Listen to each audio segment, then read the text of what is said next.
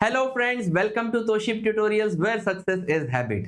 दोस्तों, आप लोगों के सीईटी रिजल्ट्स कुछ ही दिन में लगने वाले हैं और इसी के साथ साथ में first year bachelor of pharmacy admissions का प्रोसेस शुरू हो जाएगा। लेकिन क्या आप इसके लिए तैयार हैं? इसी बात को समझने के लिए, जानने के लिए आज का हमारा वीडियो आप पूरा एंड तक जरूर देखिएगा, जिसमें हम आपको एडमिशन का पूरा प्रोसेस समझाएंगे कि क्या स्टेजेस होते हैं इस प्रोसेस में, हमें इसके अंदर कौन कौन से काम करने होते हैं और क्या चीजों के बारे में हमें बहुत ज्यादा ध्यान रखना होगा। तो इस बारे में दोस्तों ये आज का वीडियो हमने बनाया है। क्या होता है टोटल का टोटल एडमिशन का process for admission in first year bachelor of pharmacy. तो दोस्तों इस वीडियो को जरूर एंड तक देखिए और अगर आपको हमारा वीडियो इंफॉर्मेटिव लगता है तो जरूर एक लाइक कर दीजिएगा, चैनल को सब्सक्राइब करिए। अगर आप लेटेस्ट अपडेट्स एडमिशन के रिगार्डिंग अपने पास चाहते हैं, अपडेट रहना चाहते हैं, तो जरूर हमारे व्हाट्सएप चैनल पर भी ज्वाइन हो जाइएगा, जिसका लिंक हमने डिस्क्रिप्शन में दिया हुआ है दोस्तों।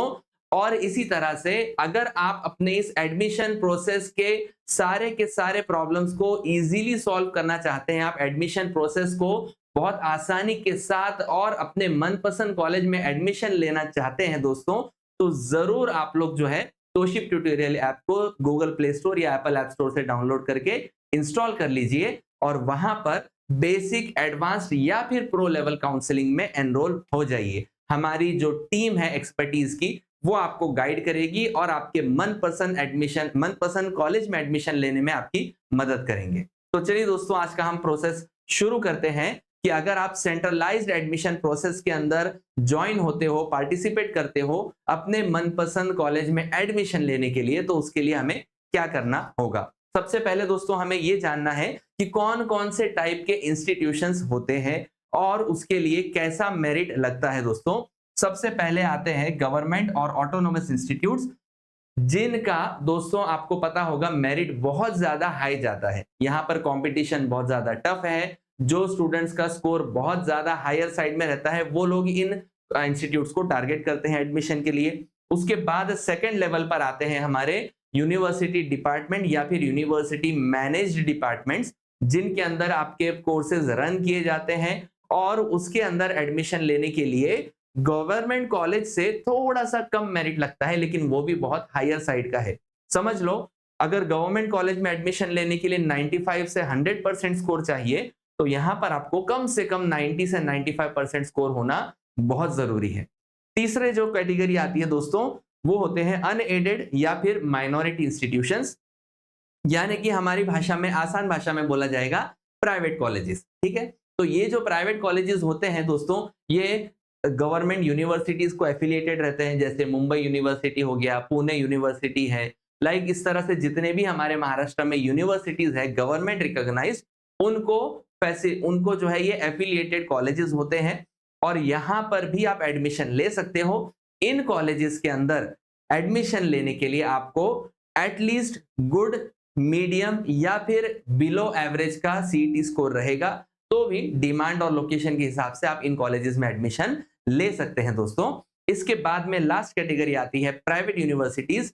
ये पूरे ही तरह से अलग सिस्टम पर चलते हैं दोस्तों। इनके लिए कोई कैप एडमिशन प्रोसेस में नहीं नाम आता है। अगर आप किसी प्राइवेट यूनिवर्सिटी में इंक्वायरी कर रहे हो तो उनका एडमिशन प्रोसेस पूरी तरह से अलग चलता है। हम आज बात करने वाले हैं कैप प्रोसेस के बारे में। ठीक है दोस्तों, कि गवर्नमेंट रिकॉग्नाइज्ड यूनिवर्सिटीज में अगर आपको एडमिशन लेना है किसी भी इंस्टीट्यूट में, तो उसके लिए हमें क्या करना पड़ेगा। तो सबसे पहले दोस्तों हम देखेंगे 3 फेजेस के अंदर हमारा एडमिशन प्रोसेस जो है ये डिवाइडेड होता है, सेपरेटेड होता है। सबसे पहला जो फेज होता है वो एप्लीकेशन होता है, आपका application and scrutiny. Second phase में होते हैं मेरिट लिस्ट पब्लिकेशन और उसके ग्रीवियंसेस, और थर्ड फेज के अंदर होता है कंफर्म्ड अलॉटमेंट ऑफ सीट और उसका कंफर्मेशन फ्रॉम द कैंडिडेट। तो दोस्तों ये 3 मेजर फेजेस मैंने आपको बता दिए।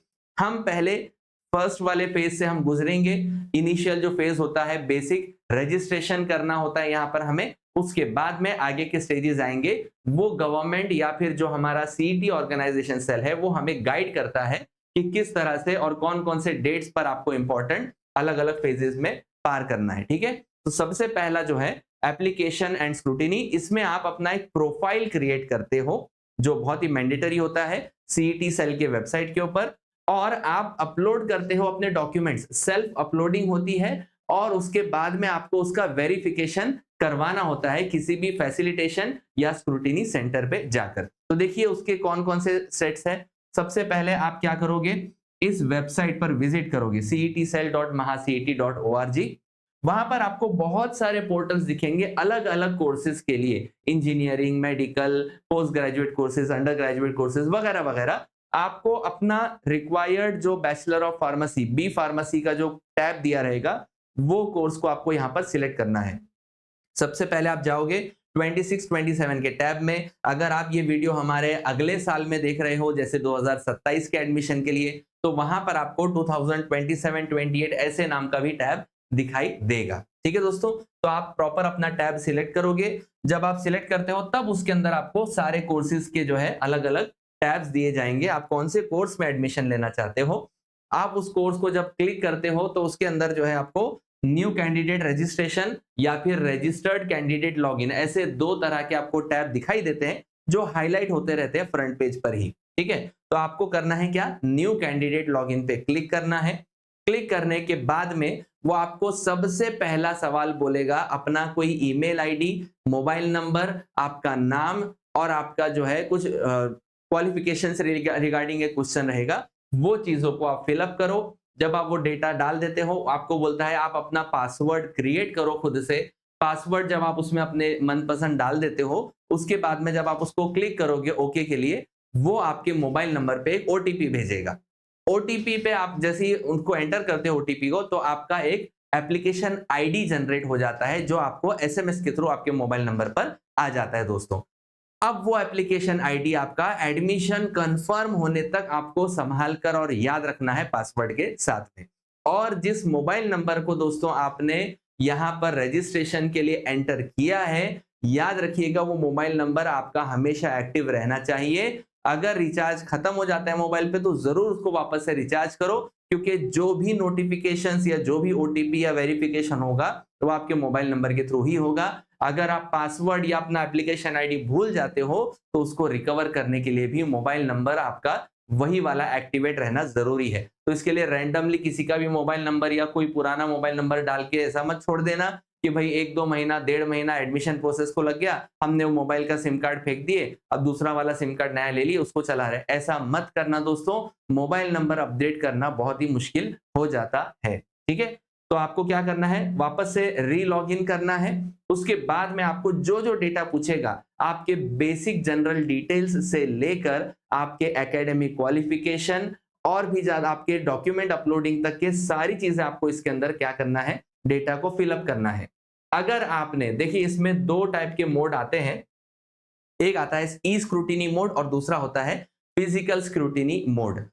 अगर आप सिलेक्ट करते हो ई स्क्रूटिनी मोड, तो यहां पर क्या होता है दोस्तों, मैं आपको बताता हूं। जो भी आपने डेटा अपलोड किया है अपने लॉगिन आईडी के अंदर, एप्लीकेशन के अंदर, तो वो सारा का सारा डेटा जो है किसी भी एक फैसिलिटेशन सेंटर को भेजा जाता है डिजिटली। क्या होता है दोस्तों, आपने अपने घर पे बैठकर या इंटरनेट कैफे वाले को 100 रुपया देकर आपने क्या कर दिया, डेटा एंट्री कर दिया, फिलअप कर दिया, आपने उसको अपलोड कर दिया यस करके, आपने उसका फीस भी भर दिया। 800 से 1000 रुपया उसका कुछ फीस रहता है, नहीं 1000 या फिर 1200 रुपए समथिंग, या 800 और 1000 और 800, यस एग्जैक्टली। 1000 रुपया जनरल कैटेगरी की फीस है, रिजर्व कैटेगरी या पर्सन विद डिसेबिलिटी है या फिर कोई स्पेशल कैटेगरी केस है, तो उनके लिए जो फीस है रजिस्ट्रेशन की वो 800 रुपया है। तो आपने वो पैसा भी भर के आप बैठ गए आराम से। क्या होता है ई स्क्रूटिनी में, आपका ये सारा का सारा डेटा जो है वर्चुअली किसी इंस्टीट्यूट को सेंड किया जाता है जो ई स्क्रूटिनी मोड के एफिलिएशन के जो है वहां पर उनको अथॉरिटी दी हुई है।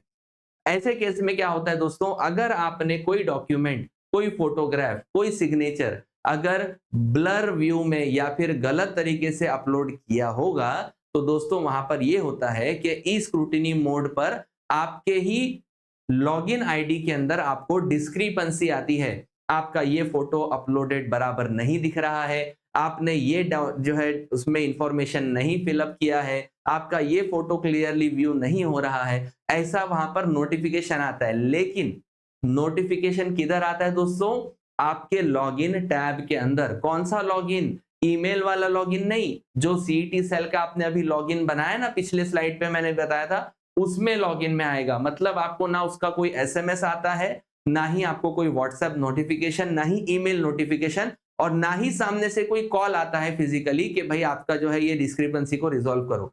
तो यहां पर दोस्तों ई स्क्रूटिनी में हो जाती है खतरे की घंटी, कि अगर आपने डेटा भर के रख दिया और आराम से बैठे हो और आपको पता ही नहीं, आपके लॉगिन पे बार बार नोटिफिकेशन आ रहे हैं, आपने खोल के देखा ही नहीं, बोले वो नेट कैफे वाले भैया ने बोला हो गया है काम, बाद में जब मेरिट लिस्ट लगेगी तभी आना। अरे भैया, जब आपने अपना लॉगिन चेक किया ही नहीं, आपको कंफर्मेशन का कि your registration has been confirmed ऐसा कोई नोटिफिकेशन आया ही नहीं, तो बेसिकली आपका नाम मेरिट लिस्ट में नहीं आएगा।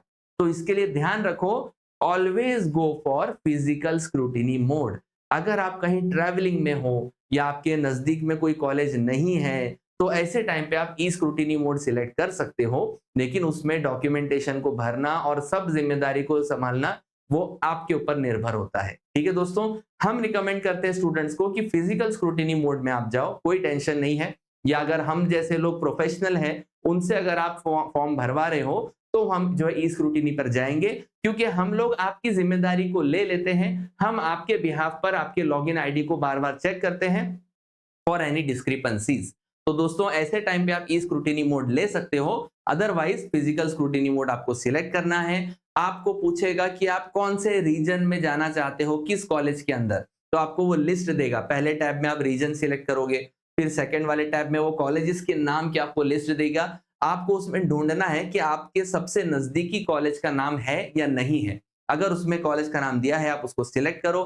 फिर आपको वो पूछेगा कौन सी डेट को आप जाना चाहते हो, कौन सी तारीख में आप जाओगे उस कॉलेज में, और कौन से टाइमिंग के अंदर। एक एक घंटे के टाइम स्लॉट्स रहते हैं, आप उसको टाइम और डेट सिलेक्ट करके दोगे, तो वहां पर आपका अब जो है अपॉइंटमेंट फिक्स हो जाता है उस इंस्टीट्यूट में जाने का।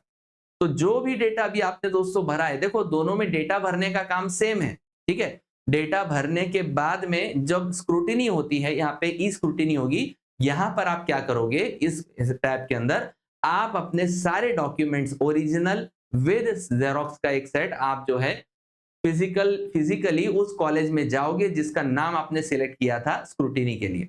वहां पर जाके आपको ये डॉक्यूमेंट दिखाने हैं। अगर इनकेस फोटो प्रॉपरली अपलोडेड नहीं होगा इस केस में भी, तो जो फिजिकल स्क्रूटिनी सेंटर वाले हैं उनके पास अथॉरिटी होती है, वो आपके डॉक्यूमेंट के वापस से फोटोज क्लिक करके क्या करते हैं, वो अपलोड करके कंफर्मेशन करवा देते हैं। इसके अंदर एक और चीज होती है दोस्तों, कि अगर आपका कोई डॉक्यूमेंट 19-20 रह गया, कोई डॉक्यूमेंट पुराना हो गया, किसी का ओरिजिनल आपके पास नहीं है, जेरोक्स बाकी था, तो फिजिकल स्क्रूटिनी मोड में ना आप जाके फिजिकली सामने जब बैठ के बात करोगे, रिक्वेस्ट करोगे ऑफिसर को, तो आपके ऑफिसर जो है रिक्वेस्ट को मानकर जो है टेम्पररीली उस काम को आगे बढ़ा भी सकते हैं। ई स्क्रूटिनी में ऐसा कुछ भी नहीं होता। ठीक है दोस्तों, तो इसके लिए फिजिकल स्क्रूटिनी मोड आपको सिलेक्ट करना है, डॉक्यूमेंट वहां पर दिखाने हैं, वो आपका कंफर्मेशन करेंगे। तो इसका मतलब आप आराम से बैठो, मेरिट लिस्ट लगने तक आपको कोई भी तरह का टेंशन नहीं रहता। So always go for physical scrutiny mode, जहां आप किसी भी अपने मनपसंद कॉलेज में जो आपके नजदीक है, वहां पर जाके आप अपने अपलोडेड डॉक्यूमेंट्स की ओरिजिनल कॉपी दिखाते हो और वेरिफिकेशन कंफर्मेशन करवाते हो आप दोस्तों। ठीक है, तो ये हो गया आपका पहला phase, scrutiny of application, data भरना है और स्क्रूटिनी करना है। सेकंड आता है अब मेरिट एंड ग्रीवियंसेस। आपने पूरा फॉर्म भर दिया अपलोड करके, आपको कंफर्मेशन भी आ गया नोटिफिकेशन, या फिजिकल स्क्रूटिनी वालों ने आपको मैसेज कर दिया कि आपका जो है स्क्रूटिनी कंफर्म हो चुका है। उसके बाद में आपको आराम से बैठे रहना है। जब आपके स्क्रूटिनी और रजिस्ट्रेशन की लास्ट डेट खत्म हो जाती है, उसके 2 दिन के बाद में एक प्रोविजनल मेरिट लिस्ट लगती है ऑल ओवर महाराष्ट्र लेवल पर। ठीक है, रजिस्ट्रेशन क्लोज होगा, उसके बाद में प्रोविजनल मेरिट लिस्ट आपकी डिस्प्ले होगी। उसका भी नोटिफिकेशन आपको नहीं आएगा। अगर आप फिजिकल स्क्रूटिनी में किसी भी कॉलेज से दोस्तों कनेक्टेड हो ना, तो वो लोग आपको टेली कम्युनिकेशन यानी फोन पर या व्हाट्सएप पर या किसी भी तरह से आपको वो नोटिफिकेशन भेजते हैं, जिससे आप आगे के स्टेप्स को अच्छी तरह से याद रख सकते हो। ठीक है, तो अगला स्टेप क्या होता है फिर, प्रोविजनल मेरिट लिस्ट, यानी आपका नाम एक टेम्पररी मेरिट लिस्ट में लिस्ट के अंदर जो है शो होगा। हमें वो लिस्ट को देखते नहीं बैठना है, उसमें बहुत सारे हजारों बच्चों के नाम रहते हैं। हमें क्या करना है, बस अपने लॉगिन में जो है एंटर करना है, वहां पर आपको डायरेक्टली आपका मेरिट स्कोर, आपका परसेंटेज और आपके डिटेल्स दिखाई देंगे। करना क्या है इधर दोस्तों, अपना मेरिट स्कोर देखना है। अगर आप किसी हाई एंड प्रोफाइल कॉलेज को टारगेट करना चाहते हो जिसका सीईटी स्कोर हायर साइड रहता है, तो उसके लिए आप क्या करते हो, अपना ऑल इंडिया मेरिट मतलब ऑल ओवर जो है जनरल जो आपका मेरिट नंबर है उसको आप देखोगे। जोनल रीजन में आपका क्या मेरिट नंबर आ रहा है, उन चीजों को आपको ध्यान देना जरूरी होता है। लेकिन अगर आप किसी भी प्राइवेट इंस्टीट्यूट में एडमिशन लेना चाहते हो तो आपके मेरिट नंबर से उधर कोई प्रॉब्लम नहीं रहती। ठीक है दोस्तों, तो आपको क्या करना है यहाँ पर चेक, सिर्फ ये देखना है कि आपके नाम के डिटेल्स, आपका जेंडर, आपके मार्क्स और आपका जो है बाकी का जो डॉक्यूमेंटेशन है, आइडेंटिटी प्रूफ वगैरह, वो सब चीजें यहाँ पर बराबर से फेच हुआ है या नहीं हुआ है।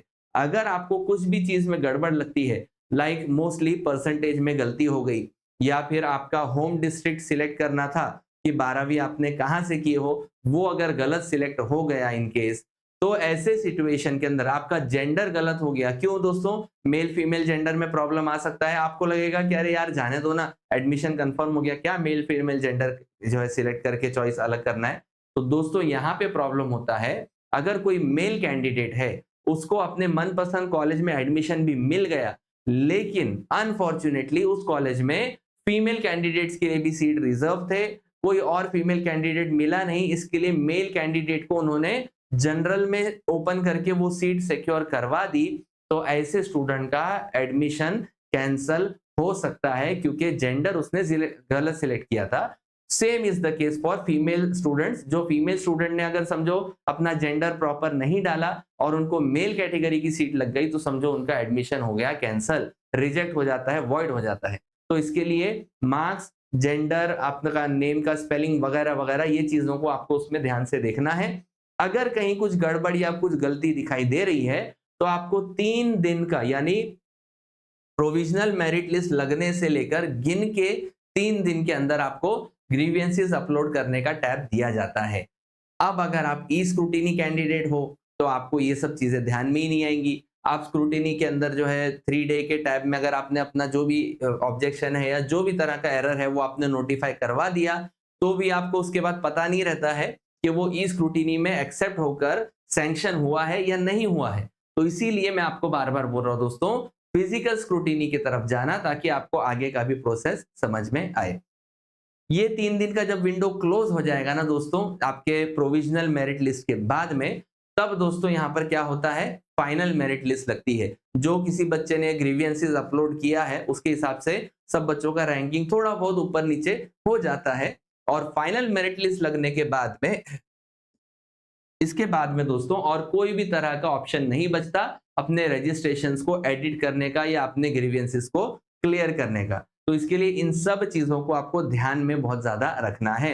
अगर आपको लग रहा है कि यार ये एडमिशन प्रोसेस बहुत ही लंबा हो रहा है या हमको नहीं समझ में आ रहा, कौन इतनी सब मगजमारी पालेगा, तो दोस्तों हम आपके हेल्प के लिए यहीं पर मौजूद हैं। आप हमारे YouTube के वीडियो सीरीज को फॉलो करते रहिए दोस्तों, और तोशिब ट्यूटोरियल ऐप के ऊपर काउंसलिंग कोर्स में एनरोल हो जाइए। तो जो आपकी ये सारी टेंशन थी वो अब हमारी टेंशन बन जाएगी, और हमारी एक्सपर्टीज टीम जो है उसको टेंशन फ्री वे में आपको सॉल्व करवा के देगी। आपके मनपसंद कॉलेज में एडमिशन लेने के लिए आपको पूरा हेल्प और पूरा गाइड करेंगे।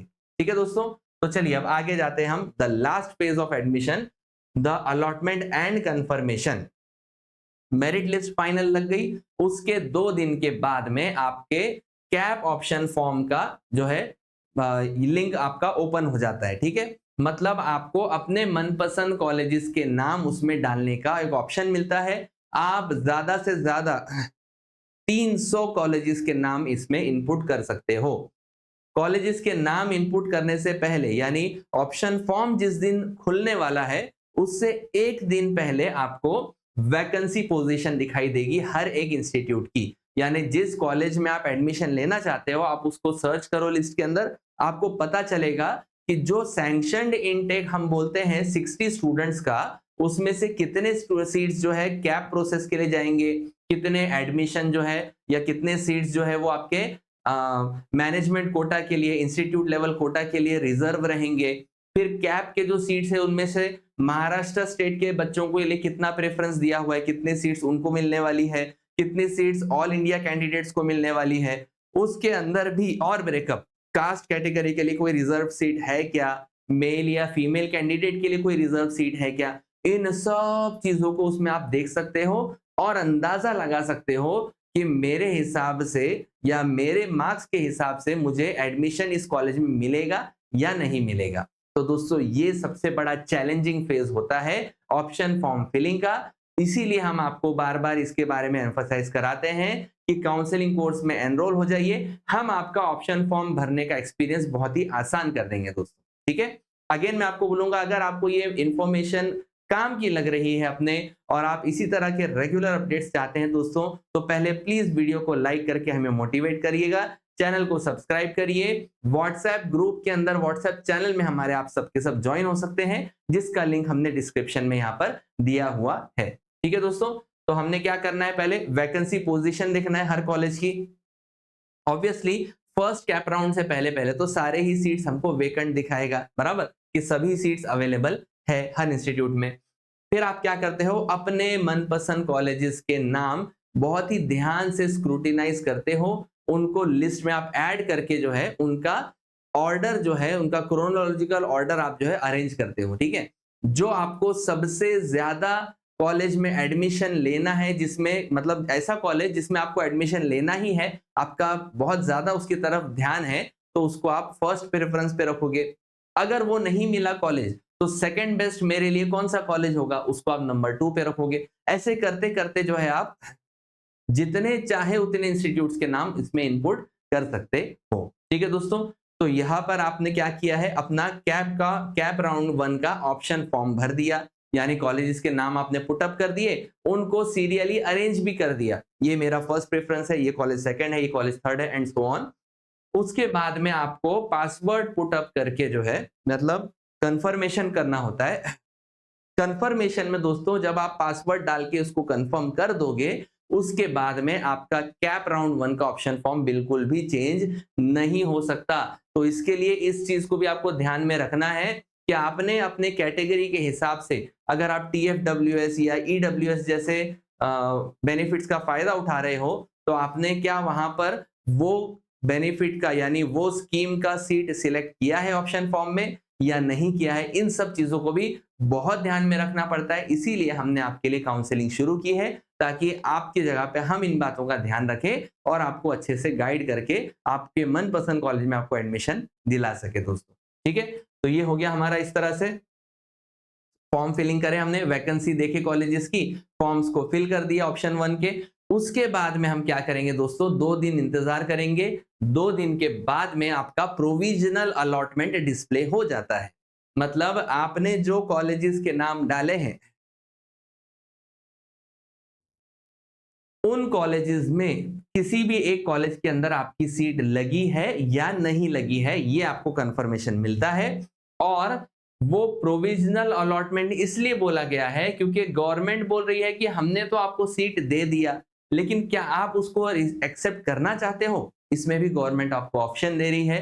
तो आपको इसके अंदर जो है क्या करना होता है, अपने आपका जो अलॉटेड ऑप्शन है उसको सिलेक्ट करना होता है। अब आपको पता है कि लास्ट ईयर से 136 का रूल शुरू हुआ। अगर कैप 1 में आपका फर्स्ट प्रेफरेंस का कॉलेज आपको मिल रहा है, तो वो ऑप्शन आपका हो जाएगा ऑटो फ्रीज। ठीक है, मतलब अब आप उसको चेंज ही नहीं कर सकते। आपने 1 नंबर पे कॉलेज का नाम डाला था ना, एडमिशन मिल गया ना, फिर अब आप क्यों सोच रहे हो दूसरी जगह कि नहीं यार ये कॉलेज में अभी नहीं सोच रहा, मैं दूसरे कॉलेज में जाता हूँ, मेरे सारे फ्रेंड्स उधर है। ऐसा नहीं चलता दोस्तों, हम सबका अपना अपना लाइफ है, अपना अपना लाइफस्टाइल है और अपने अपने जो है रिक्वायरमेंट नीड्स है। तो अपना करियर बनाने के लिए आप दोस्तों के पीछे मत भागो, आप अपने हिसाब से अपने प्रेफरेंसेस ऑफ कॉलेज सेट करो। ठीक है, तो यहाँ ऑटो फ्रीज हो जाएगा कब, जब आपके कैप 1 में फर्स्ट कॉलेज का ही आपका प्रेफरेंस ऑप्शन आपको मिल रहा है, तो वो ऑटो फ्रीज, आपको जाके वहां एडमिशन कंफर्म करना ही है। अगर आपने कुछ भी नहीं किया, एडमिशन कंफर्म नहीं करा, आप पूरे कैप प्रोसेस से बाहर निकल जाओगे। ठीक है, सेकेंड राउंड में क्या होता है, कैप नंबर 2 में आपको पहले 3 ऑप्शन का प्रेफरेंस होता है कि अगर आपने नए से वापस से कॉलेजेस के नाम एंटर करे second merit list, second option form के लिए, तो उसमें से जो टॉप 3 आप कॉलेजेस के नाम रखोगे, उनमें से अगर किसी में एडमिशन मिल गया, तो वो भी क्या हो जाएगा दोस्तों, यहां पर आपका ऑटो फ्रीज हो जाएगा। और थर्ड राउंड में, तीसरे कैप राउंड के अंदर पहले के 6 कॉलेजेस के नाम देखे जाते हैं, वो आपके ज्यादा प्रायोरिटी माने जाते हैं। उन 6 कॉलेजेस में से जिस कॉलेज में भी आपका मेरिट बैठता होगा, परसेंटेज बैठता होगा, वो कॉलेज में आपका ऑप्शन ऑटो फ्रीज हो जाएगा। अब क्या है कि अगर आपने बहुत सारे 50, 60, 100, 200, 300 कॉलेजेस के नाम लिस्ट में डाल दिए थे और फर्स्ट ऑप्शन या पहले के 3 ऑप्शन या पहले के 6 ऑप्शन में से कोई कॉलेज नहीं लगा, इनके बाहर का कोई आपको कॉलेज लिस्ट में से लगता है अगर, तो ऐसे टाइम पे आपके पास चॉइस होता है कि आप चाहो तो इस सीट को एक्सेप्ट करके फ्रीज कर सकते हो, नहीं अगर आप चाहते हो तो आप बेटरमेंट के ऑप्शन को क्लिक करके अगले राउंड पर जा सकते हो। तो इसमें होता क्या है दोस्तों मालूम है, जब भी हम बेटरमेंट सिलेक्ट करते हैं ना, तो जो हमें पहले यानी पिछले कैप राउंड में जो सीट लग गई थी वो आपकी टेम्पररीली रिजर्व रहती है। तब तक रिजर्व रहेगी जब तक आपको बेटरमेंट में कोई दूसरे कॉलेज का नाम ना लग जाए। ठीक है दोस्तों, अगर आपको बेटरमेंट में कोई दूसरे कॉलेज का नाम लग जाता है तो पहला जो राउंड का प्रेफरेंस था वो खुद ब खुद आपका एलिमिनेट हो जाएगा, बाहर निकल जाएगा। और अगर आपको बेटरमेंट नहीं मिल रहा है तो एटलीस्ट आपका जिस कॉलेज में पहले राउंड में नाम आया था वही नाम वापस से आपका रिपीट होगा इन द सेम कॉलेज। ठीक है दोस्तों, तो इस तरह से ये आपके 3 ऑप्शन होते हैं अलॉटमेंट लगने के बाद में। आप चाहो तो उसको फ्रीज कर सकते हो या बेटरमेंट कर सकते हो, या अगर आपका पहला ही प्रेफरेंस आपको मिल गया तो गवर्नमेंट आपके फॉर्म को ऑटो फ्रीज कर देती है। आप खुशी हो गए, यहाँ पर घर में पेड़े बांटे, अरे भाई मेरे जो है कॉलेज के अंदर जो मुझे पसंद है वहां पे एडमिशन मिल गया, लेकिन आपने अभी तक वो एडमिशन को कंफर्म नहीं किया है, आपने बस सीट को एक्सेप्ट किया गवर्नमेंट की तरफ से। एडमिशन कंफर्मेशन के लिए जरूरी है कि अलॉटमेंट लगने के बाद से फौरन 3 दिन के अंदर आप उस इंस्टीट्यूट में जाओ, उनको अपना अलॉटमेंट लेटर दिखाओ प्रिंट आउट निकाल के कि मुझे इस कॉलेज में ये वाली सीट के लिए एडमिशन मिल चुका है। अगर आपने ऐसा कर दिया तो आपका जो एडमिशन है वो भी इंस्टीट्यूट कंफर्म कर देती है अपने एंड से, मतलब आपको यहाँ पर अभी फीस तो कॉलेज की भरना है। ठीक है, अगर आपने इंस्टीट्यूट में जाके रिपोर्टिंग कर दिया तब आपका एडमिशन प्रोसेस कंप्लीट होता है, फीस भी भरनी है आपको, अलॉटमेंट लेटर की कॉपी भी उनको देनी है, तब जाके जो है फाइनली आपका सारा का सारा काम पूरा होगा। याद रहे दोस्तों, जब भी आप कंफर्मेशन ऑफ एडमिशन के लिए जाओगे तब आपको सारे ओरिजिनल डॉक्यूमेंट्स जो आपने रजिस्ट्रेशन के टाइम अपने फॉर्म में अपलोड किए थे ना, वो सारे के सारे डॉक्यूमेंट आपको लेकर आना जरूर है, क्योंकि अगर नहीं लेकर आएंगे तो आपका स्क्रूटिनी और आपका कंफर्मेशन नहीं हो पाएगा दोस्तों। ठीक है, तो ये चीज हो गई, आपको समझ में आ गई तीनों स्टेप्स। अब कैप राउंड 2 आएगा। जिन बच्चों को कैप 1 में नहीं लगा नाम, या फिर जिनको नाम लगा उन्होंने बेटरमेंट ऑप्शन कर दिया था, वो सब के सब एलिजिबल होते हैं कैप राउंड 2 के लिए। अगेन क्या होगा, इसमें भी सेम वही तरीका जो कैप 1 में हुआ था कि आपके ऑप्शन फॉर्म फिलिंग से 1 या 2 दिन पहले सीट, वैकेंसी, पोजीशन सारे ही कॉलेजेस के आपको दिखाई जाएगी। उसके बाद में आप क्या करोगे, अपना अकॉर्डिंगली प्लान बनाओगे कि कौन कौन से अभी हम सेकेंड राउंड में कौन कौन से कॉलेजेस में अप्लाई कर सकते हैं। तो इसके अंदर क्या होगा दोस्तों, देखो अगेन वापस से सारे प्रोसेसेस वही वाले हैं जो रिपीट हो रहे हैं जैसे फर्स्ट राउंड में हुए थे। क्या क्या बोला हुआ यहाँ पर देखो, ऑप्शन फॉर्म को भरो, ठीक है, वैकेंसी पोजीशन पहले देखो, फिर ऑप्शन फॉर्म को भरो, उसके बाद प्रोविजनल अलॉटमेंट लगेगा। अगर सेकेंड राउंड में आपको अपना चॉइस मिल गया टॉप 3 के अंदर, आप कंफर्म करो और जो है वहां से क्या कर दो, कंफर्म करके रिपोर्ट करने का है आपको इंस्टीट्यूट में जाकर। अगर आपको उसके बाहर का ऑप्शन कोई मिलता है तो अगेन आप बेटरमेंट कर सकते हो, थर्ड राउंड के लिए पार्टिसिपेट करोगे, और इसी तरह से ये 4 कैप राउंड होने तक के प्रोसेस का साइकिल रिपीट होता रहेगा। मतलब दोस्तों ये है कि रजिस्ट्रेशन का डेटा आपको एक बार भरना है, लेकिन ऑप्शन फॉर्म को भरना और उसका कंफर्मेशन करना ये आपको बार बार करना पड़ सकता है। ठीक है दोस्तों, आई होप आपको यहां तक ये पूरा प्रोसेस समझ में आया होगा। कॉलेजेस की जो फीस होती है वो अलग अलग होती है, वेरिएबल होती है। आप उन फीस को चाहे तो पूरा भर सकते हैं on the day of reporting, या फिर अगर आप चाहे तो इसी जो फीस है उसका आप इंस्टॉलमेंट भी आप पे कर सकते हो अगर कॉलेज वाले अलाउ कर रहे हैं तो, या फिर आप किसी भी तरह की गवर्नमेंट स्कीम जिसमें आप एलिजिबल हो रहे हो आप उसको भी हासिल कर सकते हो दोस्तों। ठीक है, for more updates again I would say कि तोशिब ट्यूटोरियल के यूट्यूब और व्हाट्सएप चैनल के ऊपर आप ज्वाइन हो जाइएगा। हमारे YouTube चैनल को सब्सक्राइब भी करिएगा, वीडियो को लाइक जरूर करिएगा और साथ ही साथ में अगर आप अपना एडमिशन प्रोसेस आरामदायक बनाना चाहते हैं, अपने मनपसंद कॉलेज में एडमिशन लेना चाहते हैं, तो जरूर तोशिब ट्यूटोरियल ऐप को डाउनलोड करके इंस्टॉल करिए और वहां पर जो काउंसलिंग का कोर्स दिया हुआ है, बेसिक, प्रो या फिर एडवांस लेवल, एडवांस या फिर प्रो लेवल, ये तीनों में से किसी भी एक काउंसलिंग कोर्स में आप लोग एनरोल हो जाइए। Thank you.